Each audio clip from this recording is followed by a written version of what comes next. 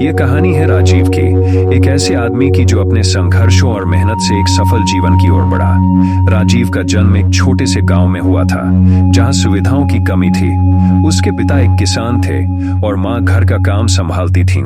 राजीव की उम्र जब 6 साल थी, तब उसके पिता ने उसे प्राथमिक विद्यालय में दाखिल कराया। शुरुआती दिनों में राजीव को पढ़ाई में ज्यादा रुचि नहीं थी, लेकिन धीरे धीरे उसे किताबों से प्यार हो गया। राजीव की मां हमेशा उसे पढ़ाई के लिए प्रोत्साहित करती थी। वह कहती थी, बेटा, शिक्षा तुम्हें वह शक्ति देगी जिससे तुम अपने सपनों को पूरा कर सकोगे। राजीव ने अपनी मां की बातों को ध्यान में रखा और पढ़ाई में ध्यान देने लगा। जब राजीव कक्षा 10 में पहुंचा, तब उसके परिवार की आर्थिक स्थिति काफी खराब हो गई। उसके पिता की फसल बर्बाद हो गई थी और परिवार को 2 वक्त की रोटी के लिए संघर्ष करना पड़ रहा था। राजीव ने यह तय किया कि वह अपनी पढ़ाई जारी रखेगा और अपने परिवार की मदद करेगा। उसने गांव के एक छोटे से दुकान पर काम करना शुरू किया। दिन में स्कूल और शाम को दुकान पर काम करने से राजीव बहुत थक जाता था, लेकिन उसने कभी हार नहीं मानी। वह रात में पढ़ाई करता, जबकि उसके दोस्त खेलते और मस्ती करते। राजीव का लक्ष्य स्पष्ट था, उसे अपने परिवार का सहारा बनना था। राजीव ने कक्षा 12 में अच्छे अंक प्राप्त किए और एक अच्छे कॉलेज में दाखिला दिया। यहाँ आकर उसे नई चुनौतियों का सामना करना पड़ा। कॉलेज की पढ़ाई कठिन थी और उसे नई चीजें सीखने में समय लगता था, लेकिन उसने अपने संघर्षों को याद किया और मेहनत करता रहा। राजीव ने कॉलेज में एक छात्र संघ के सदस्य के रूप में भी काम किया। वह अपने सहपाठियों की मदद करता और समाज सेवा के कार्यों में भाग लेता। इस दौरान उसने कई महत्वपूर्ण कौशल सीखे, जैसे नेतृत्व और संवाद कौशल।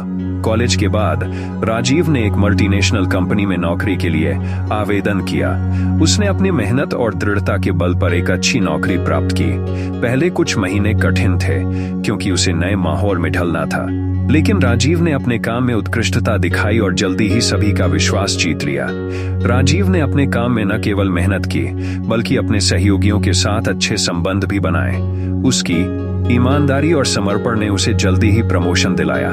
जब राजीव की उम्र 30 साल हुई, तो उसने अपने जीवन में एक बड़ा कदम उठाया।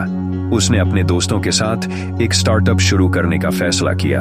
यह एक तकनीकी कंपनी थी जो छोटे व्यवसायों के लिए डिजिटल समाधान प्रदान करती थी। राजीव ने अपने अनुभव और ज्ञान का उपयोग कर इस कंपनी को सफल बनाने की ठानी। कई चुनौतियों का सामना करने के बाद राजीव की कंपनी ने धीरे धीरे सफलता प्राप्त की।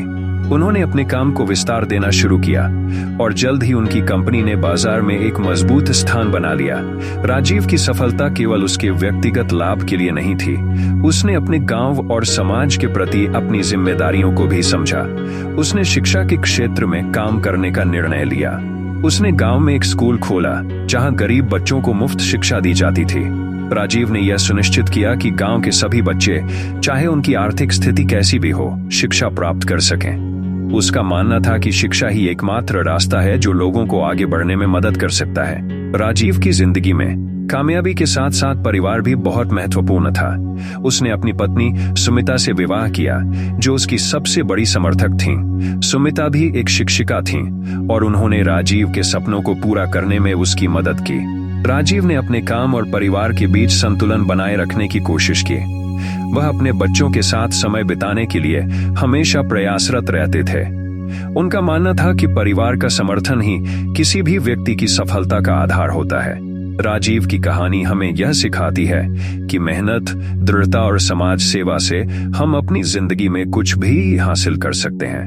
उसने अपने संघर्षों को अपने सपनों की ओर बढ़ने का माध्यम बनाया और अपने समाज के प्रति भी अपनी जिम्मेदारियां निभाईं।